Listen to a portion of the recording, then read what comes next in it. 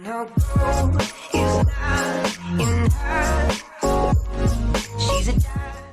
up, everybody？ 我是你们 Kevin J， 欢迎收看今天的节目。今天呢，我们听到的球友在3号木吧，在3号木的下方留言区敲碗，想要知道小鸡腿怎么打。其实呢，它是很类似的东西，我们等一下就会稍微简单的讲解一下，让你应该说比较否初学者去上手小鸡腿。那其实小鸡腿呢，它对初学这种阶段来讲，它是非常重要。你可以让它打出超过铁杆的距离，然后又不会像球到木杆这么难打。所以呢，学好你的小鸡腿，相信它不只是对你在球道上有帮助，甚至有时候你开球的状态不好的时候，它是可以拿来开球的。那我们就来看看究竟小鸡腿要注意什么。Go！ 好，那鸡腿呢？首先，其实球位的话会很接近你打长铁杆的球位，所以像我自己在打，我会稍微摆在中间，然后呢靠左脚一点点的位置，所以正常我可能吸铁大概是摆这样的位置，那它的球位可能就稍微再过来一颗球位是这样而已。那其实这个东西，我觉得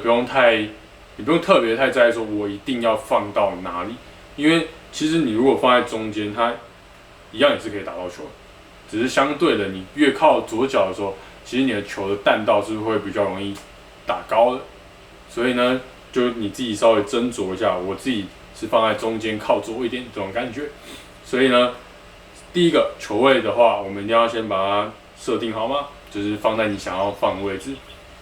好，那我设定好在中间靠左之后呢，这个时候我一样要让它稍微有一点往下打的感觉，也是要带有挤压的这种感觉，因为你有挤压的话，它也相对比较容易飞起来。而且跟上次我们提到的3号木比起来呢，其实小鸡腿在比较初阶甚至到90几杆的球友，我会非常建议他们使用，因为3号木虽然它可以打得远，但是呢，注意好了，你3号木打得远是要在有击中球的条件下。那当你没有击中球，它可能是平飞啊、滚地球这种失误球发生的时候，其实它的距离是出不来的。所以你倒不如选小鸡腿，小鸡腿成功率一定相对比较高嘛，然后它的弹道也比较容易打飞起来。那这个时候其实很关键，在我们这种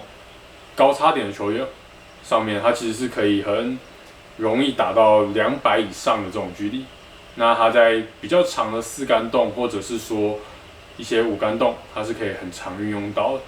所以大家在打小鸡腿就先注意好我们的球位，然后呢，打法的话，我一样稍微让它是有一点点向下去挤压的感觉。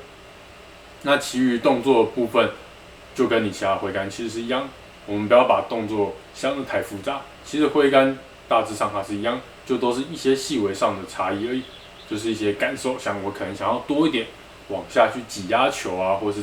其他这些种类的动作。好，那我们就先来试一颗看看。我要感觉一下，先把我的球位摆出来，然后呢，一样让它多一点的去向下挤压的感觉多一点。我们这边示范一个。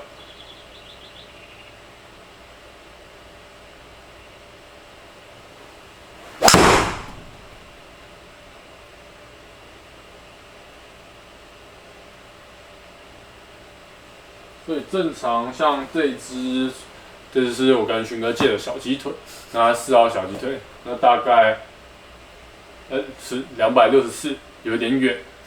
一般人不会打这么远。OK， 正常的话，像一般球友他们大概是抓在200、212，其实可能就算200算应该算不错。那其实小鸡腿真的是非常好用，因为像我刚刚讲，它容易起飞，所以我有起飞的情况下，其实你可以看到它的距离也是很可观的。那有时候其实你不一定要去追求说，我一定要3号木，然后才可以。我可能200我一定要按，我打个200也没关系啊。我下一杆接个50码的球那种距离，我也是可以有机会打 birdie 的。所以其实我觉得，想要从90几杆进阶到90内，小鸡腿其实算是你必须要学会的一个武器，它可以帮助到你非常多的地方，尤其是在5杆洞的进攻上面，或是你的4杆洞开球失误，那这个时候小鸡腿它就需要去拯救你的这些犯错的事情啊。所以小鸡腿其实它在英文里面也有叫做 rescue 救援杆的意思，所以其实是会很常用到的。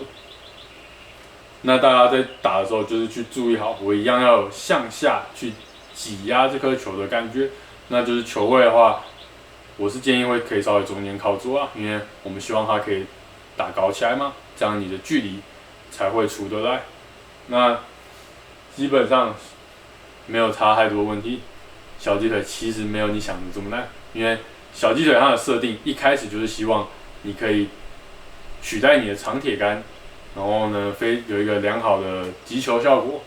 然后呢又可以达到快接近木杆的这种距离。所以像现在有些出到可能2号小鸡腿这种，它的角度已经又更小，那它打出来的距离当然就相对又更夸张一点，甚至已经跟有些3号木差不多远。所以呢，你可以去依照你的铁杆呢像4号铁，我可能可以打到180，那然后去挑选说我要补什么样的小鸡腿在里面，这样子它就可以刚好衔接到你的距离，然后呢又可以让你在进攻上面有一个非常好的选择，因为毕竟4铁一定不会比你的小鸡腿还要好打。OK， 那我们今天鸡腿讲解就到这边，虽然没有讲太多，但你各位一定要抓到一个精髓。我们先让它有往下打的感觉，之后我们会再告诉你更多小鸡腿的打法。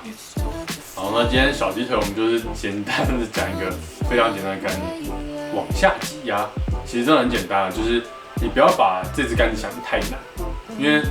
其实你每一支杆子来讲，它都是很大同小异的，所以你只要有往下挤压，多练一些啊，不要因为我可能只练了20颗，然后没有打好，就觉得哇，我小鸡腿非常的好。它跟你一开始练7号其实是一样的概念，你一定也是花了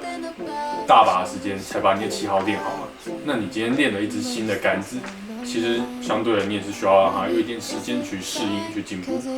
所以呢，练好你的小鸡腿相当的重要，它可以有效的去降低你的杆数。那我们今天小鸡腿影片就到这边，等你练好往下挤压之后，我们再出更进阶一点的小鸡腿详细分析。我是你们 Kevin 教练，如果喜欢我的影片，记得按赞、订阅、分享、开小铃铛，下期见。